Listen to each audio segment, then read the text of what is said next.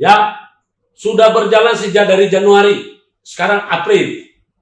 Anda bayangkan, sudah 3 bulan lebih berjalan itu persidangan. Saya berjuang, sekali lagi, saya adalah pengacara Guntur Laremba yang jadi terdakwa. Sebagai aktivis penggiat hukum, pejuang kebenaran, yang juga ketua firma hukum Mahkamah Kebenaran. Ya, tentu tidak mau menerima begitu saja. Nadi takut saya sudah putus. Ya, kalau cuma hakim, saya nggak takut. Apalagi jaksa, apalagi polisi, saya nggak takut. Ya, saudara ingat, beberapa waktu yang lalu saya pernah membagi video kekerasan penyidik terhadap saya. Saya bagikan. Saya ingin mengetahui itu, polisi-polisi nakal itu kayak gimana modelnya. Ya, itu polisi nakal dan bodoh. Bodoh. Mereka menegakkan hukum tapi melanggar hukum. Rata-rata yang menangani perkara saya, ya maaf ya, saya tidak berharap. Saya tahu masih banyak penyidik yang baik, berintegritas. Saya juga tahu masih banyak JPU, jaksa yang baik dan berintegritas. Saya juga tahu masih banyak hakim dan ketua pengadilan yang baik dan berintegritas. Tapi khususnya perkara saya, ya, jujur aja saya bilang, mereka kebakaran jenggot. Saya bangga menjadi aktivis penggiat hukum pejuang kebenaran tukang ngeyel.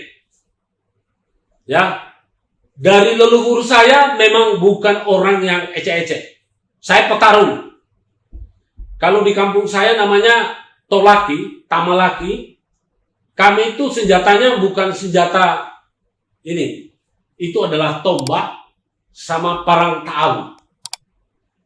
Jadi gak perlu diancam-ancam. Kita ini orang-orang berani mati. Ya. Jadi tolong, kalau penjara, kalau orang sudah tidak takut mati, bagaimana dengan penjara? Apalagi saya tidak bersalah, saya mau dipenjara. Oh, tak habisin itu. Orang-orang yang mau menjarakan saya, ketika saya keluar, saya habisin. Orang yang mau menjarakan saya kan habisi sama keluarganya. Betul. Sekarang saya berjuang sebagai orang aktivis penggiat hukum pejuang kebenaran, saya berjuang secara hukum. Tapi ketika hukum tidak bisa bekerja, sudah hukum riba saya pakai. Ya. Jadi sekali lagi saya ingin mengatakan, khusus penyidik-penyidik di Polres Sidoarjo yang menangani perkara saya nyatakan bodoh. Anda mau disuap dan disogok. Kenapa mau bekerja seperti itu? Kenapa saya bisa bilang sangat kuat dugaan Anda disuap. Kuat dugaan. Sorry. Jadi penyidik-penyidik yang bekerja menangani perkara saya, kuat dugaan mereka sudah makan sogok. Begitu juga dengan JPU. Ya.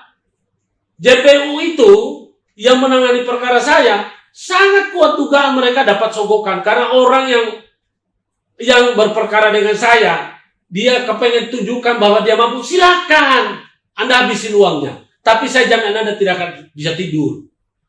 Sekarang dia nyogok lagi Mahkamah Agung. Sampai keluar itu ada namanya hacker. Masa ada putusan Mahkamah Agung hakim tunggal? Ya, membatalkan putusan Pengadilan Negeri Sidoarjo. Ya, tentang pembebasan saya murni karena tidak terbukti. Saksi ahli tidak ada. Ya. Jadi tolong diketahui. Perkara saya itu perkara yang memang penuh dengan rekayasa. Rekayasa yang pertama apa? Surat pribadi yang saya buat di Surabaya. Bisa-bisanya digunakan di Sidoarjo. Ya sudah jelas, Pak. Lokus dan tempus deliktinya berbeda. Ya. Karena mereka ini rangkaiannya sudah mulai dari oknum penyidik, oknum jaksa, oknum hakim yang terlibat mengenai perkara saya kan semua kebagian uang.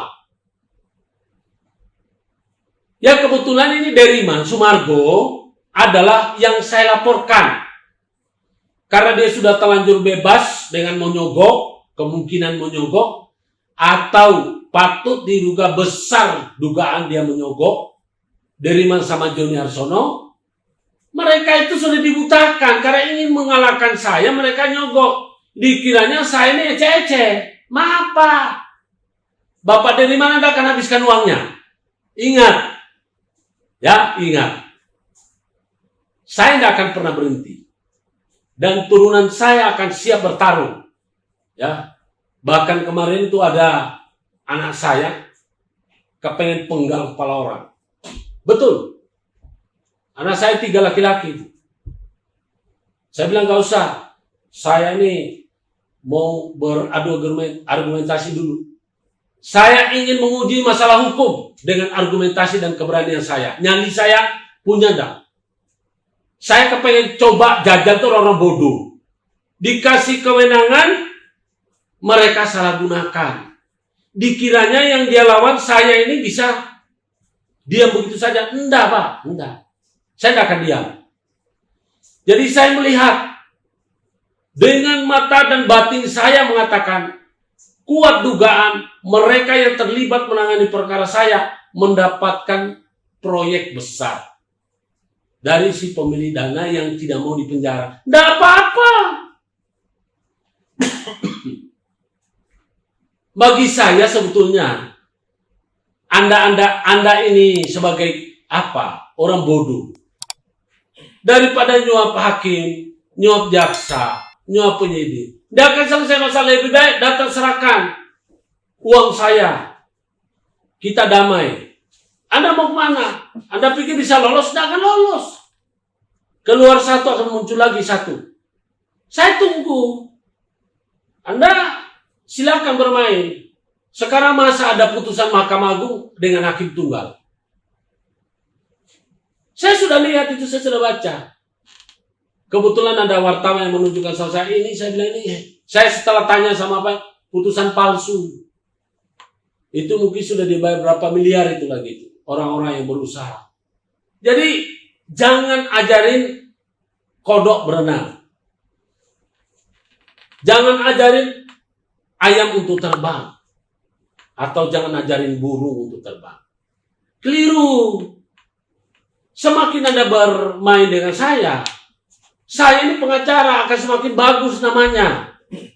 Karena saya bukan maling, saya bukan penipu, saya bukan koruptor, bukan penjahat, bukan kriminal. Dengan memperkarakan saya, jujur aja, akan semakin banyak klien yang kenal saya. Jadi saya ingin beritahu kepada teman-teman pengacara, jangan mau 86 sama oknum-oknum yang namanya penyidik, oknum JPU, oknum hakim yang rusak. Anda akan tambah rusak. Inilah yang bikin rusak negara kita. Karena apa? Aparat hukum itu digaji oleh negara menggunakan uang rakyat.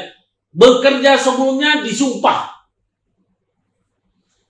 Seharusnya mereka bekerja jujur. Karena mereka dibayar 24 jam. Ya, bahkan bagi mereka yang ingin pinjam uang di bank bisa pinjam dulu.